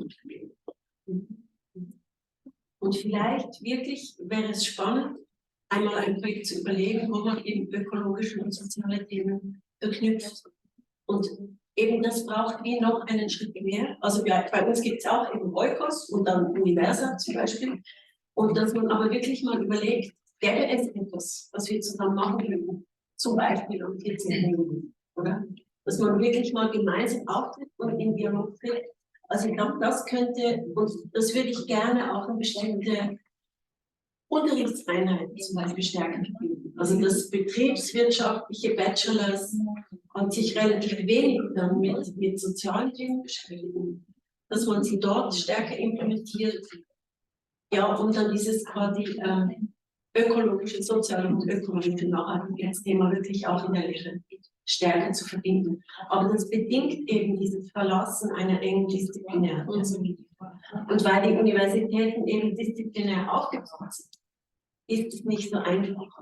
Und dann ist das mit den Kreditpunkten wahrscheinlich auch nicht so einfach. Genau. Das ist ja das sind wieder überfachlichen Kompetenzen, aber das sind die es in Zukunft braucht, auch auf dem Arbeitsmarkt, das hört man ja überall. Das ist wirklich, wäre der Weg. Ja. Und also das sind jetzt ein bisschen Schlagwörter, aber in diesen Themen geht es sehr oft in diesen Themen Nachhaltigkeit, Chancengleichheit, Inclusion, da geht es sehr oft um Wertschätzung, um Anerkennung, um Achtsamkeit gegenüber der Natur, gegenüber den eigenen Ressourcen, gegenüber anderen Personen, Fälle. Also es gibt sehr viel auf der inhaltlichen Ebene, so viele gemeinsame Themen vorhanden, dass und ich bin überzeugt, in diese Richtung müsste sich die Gesellschaft entwickeln. Also so wie ich sehe da wie ein Pfad. Moi, je pense donc un centre interdisciplinaire sur le climat qu'on a commencé entre PFL et UNIL, où il y a aussi une partie pour les jeunes chercheurs, les doctorants et les postdocs qui peuvent se réunir et simplement discuter entre eux. Et ça va de la psychologie sociale à la science des matériaux, donc c'est très très large. Et puis une des choses nous sommes convaincus que ces personnes vont beaucoup bénéficier simplement de se connaître, comme tu l'as dit, et de pouvoir se connaître socialement et ensuite peut-être de pouvoir s'appeler quand ils ont un problème ou une question, comment est-ce qu'on fait? C'est-à-dire d'avoir ces réseaux de sociétés où les gens se connaissent avec des capacités différentes, ça peut apporter beaucoup. Et nous essayons de faire aussi la même chose au niveau, par exemple, avec les politiques, dans 3 domaines séparés, avec les politiques, avec les médias et avec les industries. Donc, on essaie d'avoir des dialogues universités politiques où simplement, on a un sujet, bien sûr, autrement les personnes ne viennent pas. On a une estrade, bien sûr, avec des chaises dessus, autrement les personnes ne viennent pas. Mais le but, c'est l'apéro après, où on peut discuter et apprendre à se connaître, parce que c'est de là que vient la magie de savoir, OK, on a des problèmes conjoints. Est-ce qu'on sait comment est-ce qu'on, qui est-ce qu'on appelle quand on a ce problème? Qui est-ce qu'elle est la personne qu'on connaît qui a l'expertise qu'il faut? Est-ce qu'on arrive à se rencontrer de façon sociale pour réfléchir ensemble? Et on a appris des choses incroyables. Les politiques nous ont dit, vous nous manquez. Les lobbies viennent nous parler, mais vous n'êtes jamais là. Vous n'êtes jamais là. C'est fou. Et puis on a dit, bon, on vient où? Comment? Alors il se trouve que par exemple, les partis politiques, dans le canton de Vaud, chaque parti a une réunion toutes les 3 semaines. Tout le monde, municipal, cantonal, etc., se rejoint. Les membres aussi.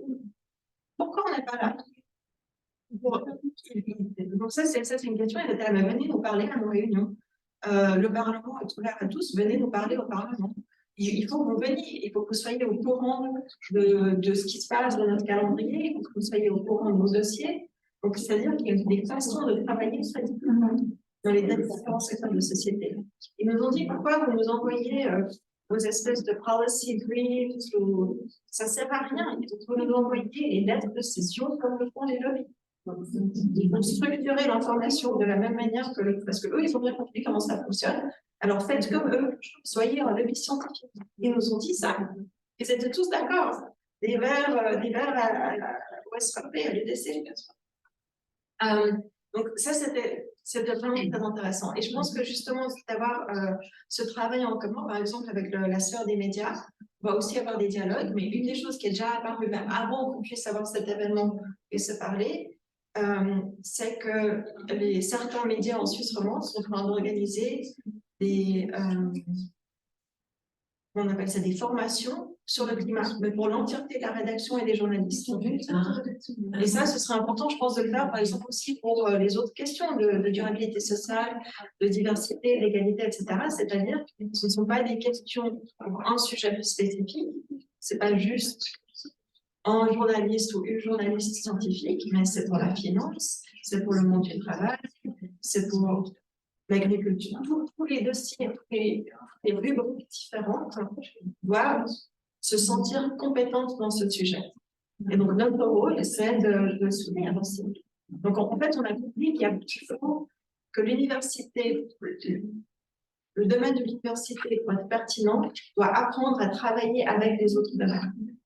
Et ça, c'est pas toujours évident. Ich finde es sehr interessant und sehr wichtig, dieser Aspekt von Netzwerken. Aber ich vermute, das Netzwerk, von dem du jetzt erzählt hast, das sind doch eher Nachhaltigkeitsforschende im Bereich der Ökologie, oder? Oui, alors c'est parce que on le fait à travers le Centre Climact. Donc nous avons des ressources, l'université nous a donné certains postes. Et puis, moi, j'ai insisté qu'on ait un poste de communication et que ce poste de communication serve de passerelle vers les autres sphères. Ah, ja. Donc ça, j'ai dû battre un petit peu parce que, par exemple, on m'a dit, nous avons déjà des personnes qui font des communications la communication à l'université. Mais c'est la communication universitaire. C'est pas pareil, c'est pas du tout le même genre de rôle. Et c'est vraiment essentiel d'avoir ces personnes qui facilitent ces échanges. Aber ich glaube, dass es in den verschiedenen Dimensionen von nachhaltiger Entwicklung, aber auch von Diversität immer auch wieder verschiedene Netzwerke sind, die dann eine Rolle spielen, die sich anders zusammensetzen und die Themen auch an anderen zeitlichen Punkten stehen in der Entwicklung oder auch eben kampfpolitisch einen Schub haben oder eine Blockade oder auch rechtlich eben anders verankert sind. Also ich finde es sehr wichtig, eben strategisch das zusammen zu denken und dann immer wieder eigenständig zu bearbeiten. Und was ich gehört habe, so die Erfahrung im Bereich Behindertenrechte, ist schon, dass sich Journalisten und Journalistinnen da nicht so gerne schulen lassen. Das müsste man zum Beispiel strategisch anders aufziehen. Ja, vielleicht hängt das auch damit zusammen, dass ja, nein, ich möchte da nicht damit los. Also ich finde schon jetzt in der Gleichstellungsarbeit selbstkritisch gesagt, oder man muss auch immer wieder aufpassen, dass man da nicht zu sehr mit dem Fingerzeig rüberkommt. Oder so, ja, eben sind das strategische Fragen, wie vermitteln wir die Themen. Aber was ich einfach sehr wichtig finde, sind einfach so Zusammenkünfte wie heute, weil ich zum Beispiel wirklich mitnehme, dieses Wellbeing, ja, wie das an Service Public gebunden ist. Und das habe ich wirklich peinlicherweise so noch nie überlebt. Also diese Ressourcenfrage, die so eng mit den eben all den Dienstleistungen, die wir uns gewohnt sind, wie stark die da drin steckt. Und das mal zu verbinden, dieses Verständnis von Wellbeing, weil wir so oft von Care und Care Democracy und eben Careful oder Caring Masculinity, also diese Fragen, so stark von den sozialen Interaktionen her denken, wie stark die eben auch in bestimmten Ressourcen, also Praxen, sagen wir mal, sind. Und also über diesen Systemwechsel habe ich mir noch wenig Gedanken gemacht. Und deshalb finde ich, genau, wir müssen wirklich im Gespräch bleiben. Also einerseits in den Feldern, wo wir versuchen, auch irgendeine Form kritischer Reflexion einzubringen, eben über Strukturen, wie sie sind, oder auch gesellschaftliche Informationen. Und das Zweite, was ich jetzt schon auch sehr faszinierend finde, ist dieser Punkt von eben jetzt, dieses Zentrum hat eine eigene Medienstelle, die eigenen Inhalte kommuniziert.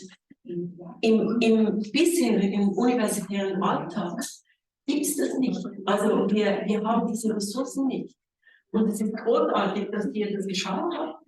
Und man muss, glaube ich, auch sagen, ihr seid ein sehr erfolgreiches Zentrum. Ich habe gehört, ihr habt jetzt gerade noch ein ERC-Programm gewonnen. Also das ist großartig, wenn hier wirklich auch Mittel gewonnen werden können, europaweit und in der Schweiz, um eben diese Forschung voranzutreiben. Und Wissenschaftskommunikation. Und Wissenschaften, genau das noch drin ist, plus noch die Kommunikation mit der Politik. Weil das ist etwas, was wir uns im Think Tank ja viel überlegen. Wie können wir diesen Wissenstransfer in die Gesellschaft stärken? Wie können wir erreichen, dass wir gehört werden mit den Themen, die für uns so dringlich sind? Und ich glaube, da können wir wirklich eben voneinander lernen. Und das ist schon eine Allianz, die ich finde, die wir wirklich ja auch leben können und weiter pflegen können. Genau. Und eben ganz wichtig auch, alle quasi Stimmen zu hören. Genau, aber ich gebe gerne weiter. En parlant de communication, ça me fait penser, j'avais vu sur LinkedIn, il y a un professeur de l'Université de Lausanne qui est très actif, et il avait fait justement, il me semble, un article dans lequel il avait partagé quelque chose où il disait qu'il fallait arrêter de faire des articles universitaires pour les universités, mais qu'il fallait les partager au-delà. Et typiquement, il y a un autre professeur, M. Galéa, qui est très actif sur des réseaux de jeunes, on va dire, donc surtout sur TikTok, Instagram. Et du coup, ça me fait penser que souvent, les jeunes, et en tout cas, je sais qu'il y a beaucoup de gens qui passent beaucoup de temps sur ce genre de réseau. Et sur ce genre de réseau, c'est très difficile de trouver des informations vraiment, par exemple, sur la durabilité sociale, la durabilité environnementale. On va avoir certains acteurs qui sont un peu plus grands et qui le font, mais on ne trouve pas tant que ça. Alors que sinon, on regarde dans les industries automobiles, sur TikTok, elles vont être très actives. Elles arrivent énormément à garder cette chose de la voiture, le véhicule. Ah, regarde, quel titre que ça amène. Par contre, de l'autre côté, on n'arrive pas à faire vendre du rêve dans le sens où, en fait, il y a autre chose qu'on doit protéger plus que notre envie de bien se faire voir, mais vraiment la planète et les droits des personnes et tout, aussi. On remarque aussi par ce côté de masculinité toxique énormément sur ces réseaux sociaux. Et du coup, on se dit, en fait, les réseaux sociaux, des fois, quand on les regarde, c'est dommage qu'il n'y ait pas plus de présence d'autres choses bienveillantes, parce qu'il n'y a que vraiment, des fois, des choses anti-systémiques qu'on pourrait voir qu'il n'y a pas dessus. Et du coup, des fois, je me dis, est-ce que c'est possible, les universitaires, de se dire, on va créer des systèmes qui font alors se développer sur ces médias-là, je sais pas.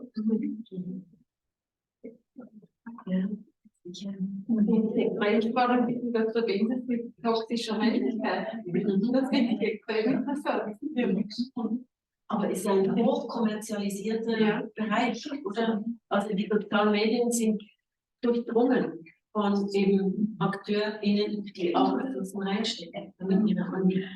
Und ja, also vielleicht die eine Seite und die andere Seite bei mir ist auch ein Stück weit generational. Das ist einfach nicht das Medium auf dem ich mich bewege. Da müsste ich jemanden haben, der mich unterstützen würde oder der oder die. Ja. Also aber wegen Finanzen, oder? Also wir haben ja jetzt ein paar Mal schon gesagt, das ist immer das Killer-Argument bei Maßnahmen, oder? Das ist einfach zu teuer. Und da wird natürlich extrem viel Geld reingebuttert in Werbung im Bereich jetzt Auto oder auch Krankenkassen oder das sind ja Bereiche, in denen man nur noch über das Image sich unterscheidet. Also muss man da ja Welten kreieren, emotionale Welten, die beim Gefühl ansetzen, beim sich wohlfühlen. Ja, das ist spannend. Kommerzialisierung. Ja. Gut, dann gehen wir in die dritte Runde nochmal. Ja, eigentlich, nein, sind wir schon bei der dritten Runde. Es geht wirklich um dieses sich gegenseitig stärken können. Genau. Gibt es noch Punkte, die jetzt auf dem Podium? Gut, dann würden wir sehr gerne jetzt das Gespräch aufmachen und alle sehr ermutigen. Genau.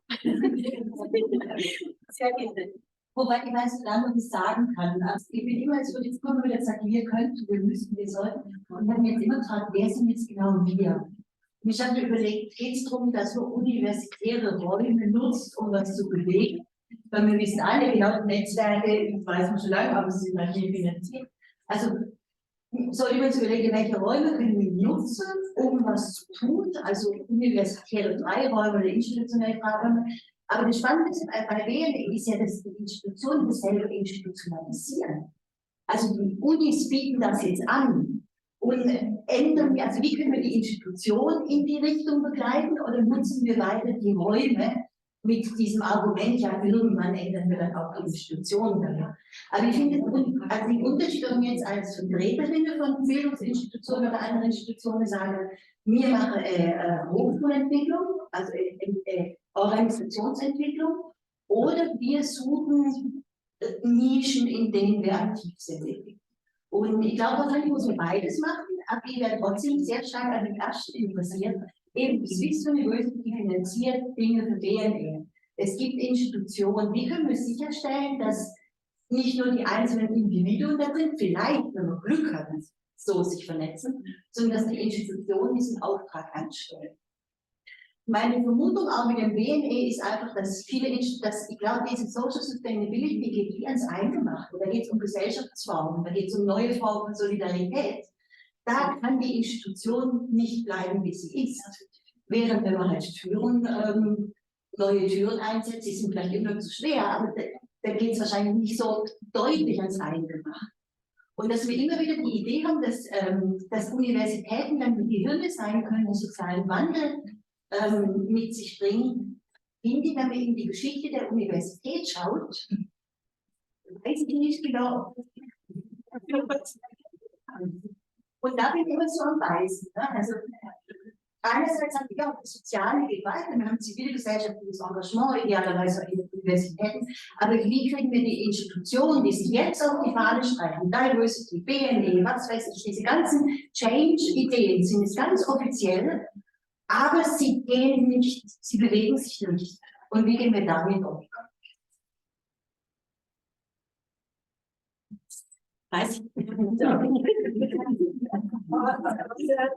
C'est une question qui est très très bonne et c'est vrai que les universités en tant que lieu sont d'abord c'est des institutions, si on peut regarder l'historique, c'est des institutions d'élite.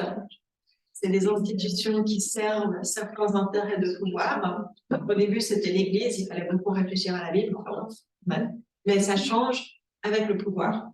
Donc, nous sommes en effet une espèce de petite niche où on a des fois un espace pour faire des choses que le pouvoir tolère, malgré que ce soit critique. Mais on a aussi, grâce à l'avancée de la démocratie et de certains idéaux de droits de l'homme, etc., on a aussi, je pense, un positionnement moral qui permet de dire, OK, stop, maintenant l'université devrait être pour le bien commun. Et ça, je pense que c'est un conflit à l'intérieur de l'université et c'est un conflit aussi dans les esprits. Parce que beaucoup de personnes pensent, OK, ce qui se passe dans les universités devrait tous nous bénéficier. C'est pour ça qu'on paye nos impôts. Mais ensuite, quand on voit que les universités se laissent utiliser comme plateforme pour certaines industries, on a des chaires qui sont payées par Syngenta, au Royaume-Uni par Shell ou BP, on a des institutions entières, aux États-Unis aussi des instituts d'énergie et de climat payés par Exxon. Donc, c'est vraiment de contrôler la recherche qui aille dans le sens. Et ça, on le voit très, très fort dans la recherche aux États-Unis. Les États-Unis sont très, très en arrière de la recherche de pointe sur l'atténuation du réchauffement climatique parce que leurs institutions sont en grande partie capturées par les financements des énergies fossiles. Ça, c'est intéressant. Mais aussi en Suisse, par exemple, on a des chaires de finance ou des instituts de finance qui sont payés par des banques privées. Donc, on a vraiment ce conflit et c'est un conflit qu'il faut amener, auquel il faut réfléchir, je pense, de plusieurs manières. Mais c'est vrai que je pense que ce ne sera jamais parfait. Mais je pense qu'on peut faire des grandes avancées en s'appuyant sur les principes et les valeurs de base d'une réflexion ouverte, de servir le bien commun, d'affronter les grands problèmes qui font face à l'humanité, d'avoir un rôle justement de dialogue entre les différentes sphères de la société pour chercher des solutions communes, etc. Je pense qu'on peut être beaucoup plus courageux que nous le sommes actuellement et avancer beaucoup plus loin. Mais c'est vrai que l'université en tant que telle n'a pas un parcours historique génial. Je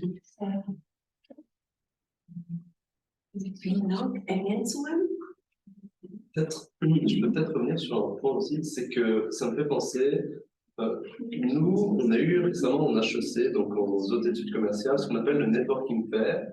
Pour faire simple, c'est un événement où on amène 40 entreprises et l'objectif, c'est d'aller faire ce qu'on appelle du networking, donc vraiment discuter avec les gens, poser des CV et s'intéresser un peu pour, en fait, à nos futurs employeurs. Et que nos futurs employeurs nous voient déjà et voient un peu ce qu'on fait d'études. Et je sais que sur ça, c'est quelque chose que je suis très déçu d'HEC.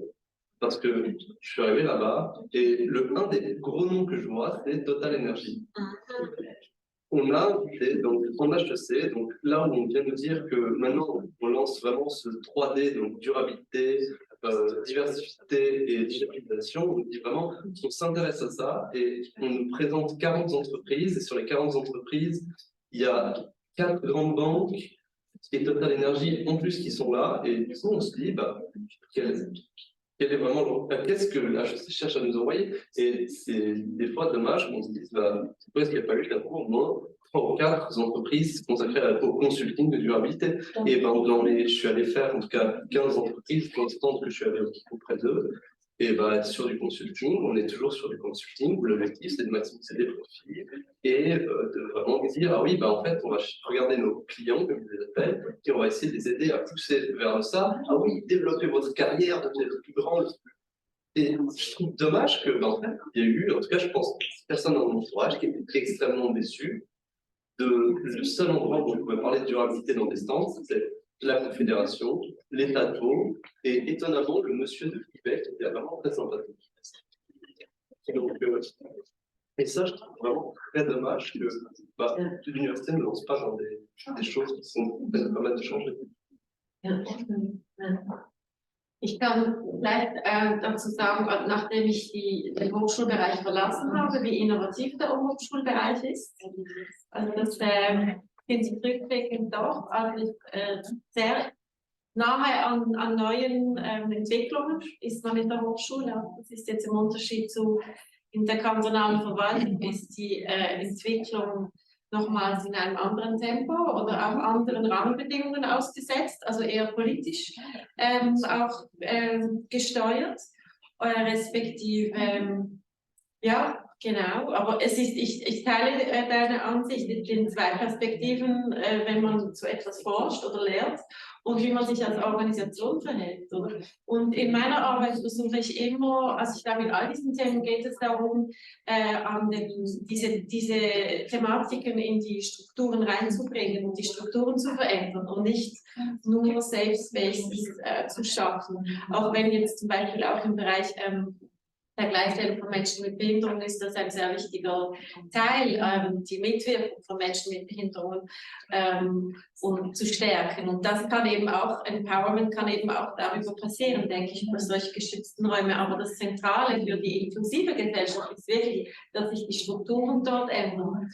Und unsere Abteilung ist also die Kantons- und Stadtentwicklung, versucht dies zum Beispiel über die Gestaltung von Transformationsarealen, also wir haben große Areale in Basel, übergeführt werden, da entstehen neue Quartiere und da eine integrale Perspektive reinzubringen, eben ökologische Anliegen in Bezug auf Mobilität und Naturräume, wirtschaftliche Anliegen, auch nachhaltige Kreislaufwirtschaft und so weiter. Und eben auch soziale Ansprüche an ein Quartier zusammenzubringen über ein Quartierentwicklungsleitbild und oder Quartierentwicklungskonzept. Und da sind, denke ich, zum Beispiel partizipative Ansätze sehr wichtig. Also neben dem interdisziplinären, denke ich, ist das ein sehr zentrales Element für unsere, also ein gemeinsames Element, glaube ich, auf der methodischen Ebene. Vielen Dank. Dann kommt jetzt Sabine mit ihrer Frage. Oui, merci. Donc, Sabine Krallefer, je travaille à la HESSO en tant que déléguée à l'égalité. Je suis anthropologue de formation. Ça fait quand même maintenant 20 ans que je travaille aussi sur les carrières académiques. Moi, je suis toujours un petit peu frustrée par cette université qu'on devrait changer, qu'on n'arrive pas à changer. Je n'ai pas l'impression que ça s'améliore avec le temps. J'ai commencé à une époque où l'université et les services publics étaient peut-être encore un peu ce qui donnait le pas et qui était intéressant, enfin, qui était reconnu comme tel. Et petit à petit, les universités sont transformées en des entreprises, avec le coût-bénéfice. Et puis c'est l'entreprise qui est devenue un peu le mode dominant aussi. Je me souviens d'une époque où on disait l'État-nation, c'est fini, c'est foutu. Il y a toutes ces entreprises multinationales qui ont le pouvoir. On a vu aussi, dans le Covid, que les frontières avaient quand même encore de raison d'être. Donc, on est quand même dans une société qui bouge beaucoup. On a Elon Musk qui va faire ce qu'il veut avec un des plus gros réseaux sociaux. Ça frappe aussi, hein, sur comment, je ne suis pas pour contre la outrance, mais minimum de régulation. Et ça fait longtemps qu'on dit que les disciplines, ça ne fonctionne pas vraiment au sein de l'université. Donc, ça fait 30 ans que j'entends, il faut faire de l'interdisciplinarité. Je ne sais pas si Gender Studies est maintenant dans un de ces box au Fonds national quand on veut poser des projets, toujours pas. Voilà, je crois qu'il ne faut pas changer de licence. Voilà. Et moi, je suis dans un lieu à la HECSO qui s'appelle l'unité responsabilité sociétale, où on a 3 composantes. La durabilité, participation étudiante, l'égalité, diversité. On est dans la même unité, on n'arrive pas encore bien à se structurer, on n'arrive pas encore à se parler. Donc pratiquement, même s'il y a une volonté de l'institution, on a de la peine à se penser hors des silos. Et je trouve que c'est aussi compliqué parce que finalement, on se retrouve toujours dans ces silos. Aussi, par exemple, si on veut publier dans une revue, les revues interdisciplinaires, elles sont plus mal rankées que les revues disciplinaires. C'est ce qu'on dit aussi aux doctorants, aux postdocs, on dit, vas-y dans ta discipline, tu te fais le American Journal of je ne sais quoi. Hein? Parce qu'on a signé DORA, on a Better Science, qui est d'ailleurs un projet P7, qui est, voilà. Mais on continue à aller sur des éléments, voilà, où on sait que ce n'est pas les éléments qui vont nous aider à avancer. Moi, j'ai vraiment l'impression qu'on aurait besoin d'un gros changement, d'une vraie interdisciplinarité, pas juste d'un petit box d'interdisciplinarité, mais l'humanité digitale. Ça a eu à devant tout pendant un moment, c'est un truc vachement bien. L'égalité, la diversité, on est dans des petits, la durabilité, on est dans des petits box. La digitalisation, il y a eu Covid, ils ont eu du budget, allez-y, Ardou Gaillard, on s'en fout, on y va. Voilà, et moi, je vois pas d'où va venir ce changement. Enfin, je vois de moins en moins de changement. Je pense que j'arrive à la retraite, je ne sais pas s'il y aura eu changement. Et surtout, c'est à ces petites intersections que même moi, enfin, j'ai de la peine à penser comment j'arriverais à agir au sein de l'institution avec une collègue de la durabilité. On a vraiment de la peine à connecter. Alors, bon, le sujet, on va c'est simple. De justement reprendre les ODD et puis de dire, voilà, on a des intersections, c'est peut-être aussi un élément, mais je trouve que, voilà, il faudrait changer la manière dont les journals fonctionnent, la manière dont les bailleurs de fonds fonctionnent, la manière dont les cours sont structurés. Il y a un peu plus de cours, on peut aller dans des autres facultés maintenant, ou dans les autres domaines, hein. Ce qui n'est pas possible à mon époque, on ne se fait pas de sa part, pas de son étage, mais il faudrait un changement fondamental et on y va. Et on continue cette course au coup bénéfice, je pense.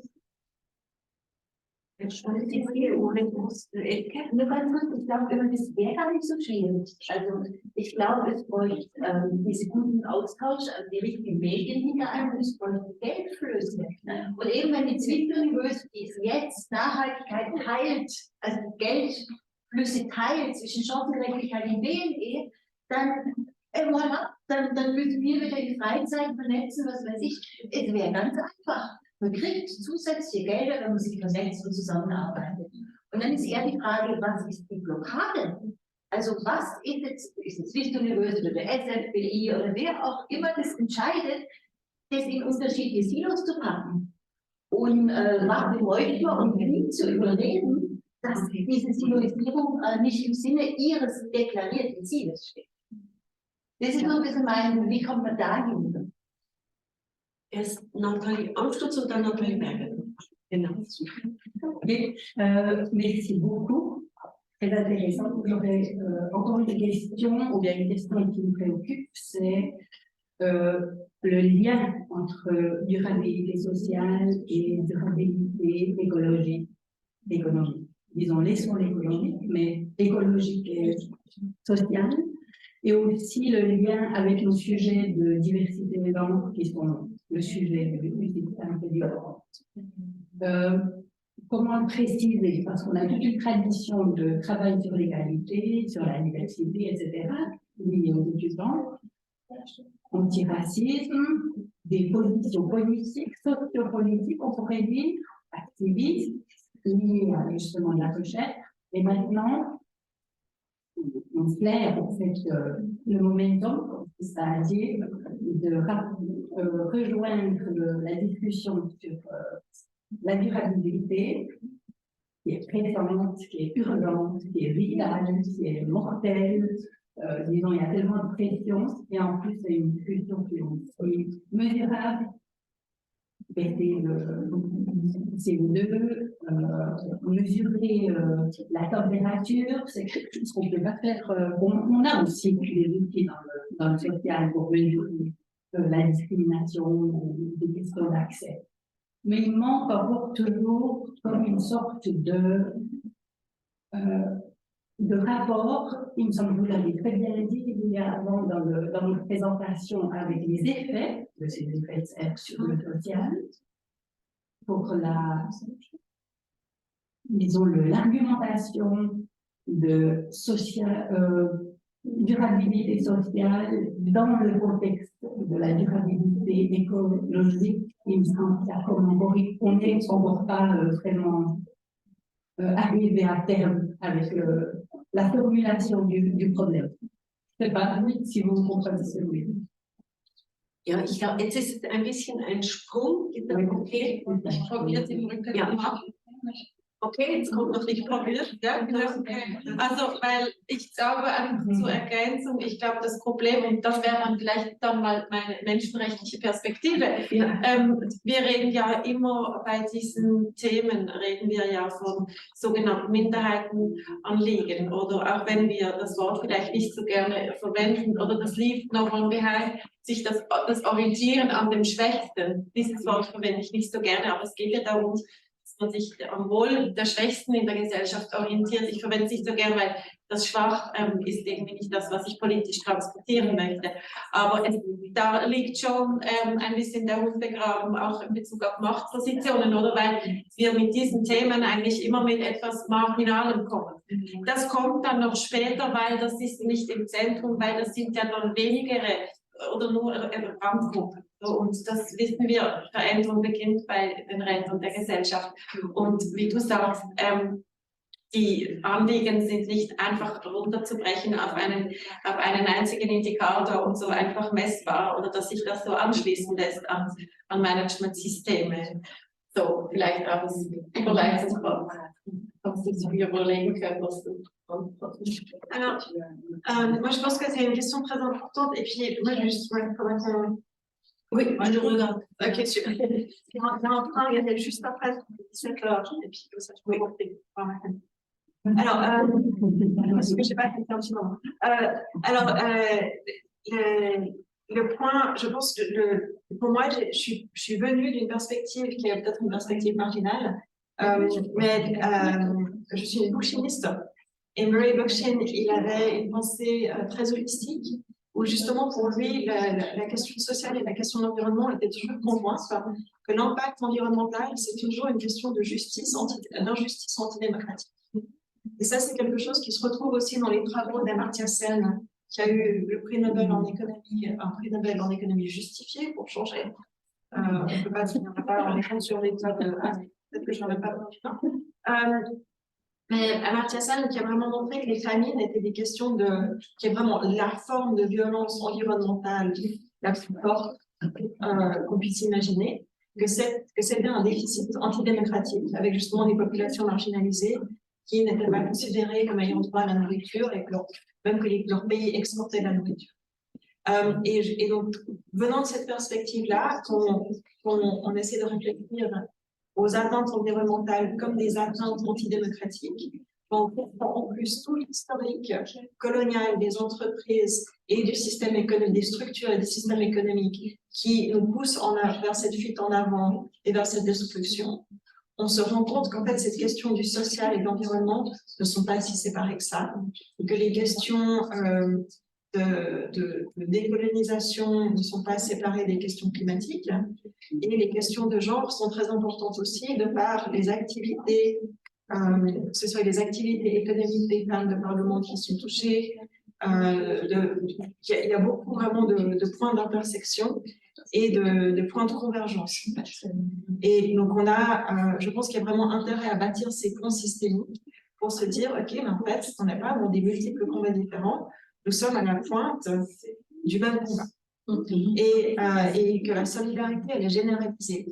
Ça, c'est quelque chose de très intéressant aussi dans ces travaux historiques, justement, qui nous informent sur ces trajectoires. Il y a un magnifique livre qui s'appelle Le capitalisme dans la toile de la vie, The Capitalism in the Web of Life, de Jason Moore, qui explique justement que cette dualité humain-nature, c'est déjà une justification d'exploitation, une justification de la destruction, et que c'était une dualité homme-nature, que c'était surtout une dualité certains hommes-nature. Les femmes ont toujours été considérées la nature. Les indigènes, c'est incroyable, parce que il y avait des colonisateurs, je crois, portugais ou espagnols, qui sont arrivés au Pérou, donc peut-être que c'était des Espagnols, qui ont appelé les indigènes naturales, pour justifier la chasse à l'homme et le génocide. Donc, il y a toujours beaucoup de personnes qui faisaient partie de la nature et qui avaient des relations avec leur environnement, qui faisaient en sorte que leur solidarité était avec leur environnement. Et ces personnes-là étaient à détruire et sont toujours à détruire par nos systèmes économiques et de pouvoir actuels. Et ça, je pense qu'il y a beaucoup de liens à faire, mais pour les voir dans leur pureté, des fois, il faut remonter à d'autres exemples. Ich weiß jetzt nicht, damit wir jetzt nicht in den Stress kommen, dass wir das jetzt ausziehen. Also gibt es noch eine dringende Frage? Dann würde ich die sehr gerne noch aufnehmen. Oder auch eine nicht dringende Frage. Genau. Dann würde ich, glaube ich, mit diesem Schlusswort sehr gerne aufhören, weil es zum Beispiel für mich ganz viele auch Berührungspunkte hat zu Care Democracy von Tonto.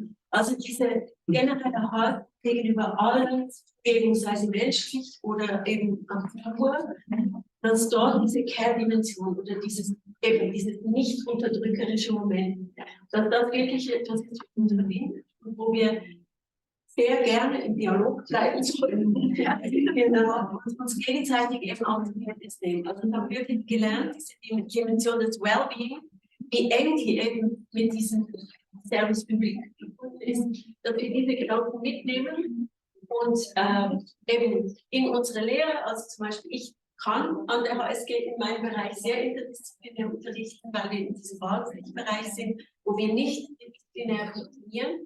Diese Orte gibt es. Sie sind da, sie sind vielleicht nicht die dominanten Orte in den Universitäten, aber dass wir die weiter ausbauen, dass wir daran arbeiten und die soziale Wandel offensichtlich einfach immer Zeit braucht. Also dass wir uns in der Geduld auch gegenseitig immer wieder bestärken. Ganz herzlichen Dank.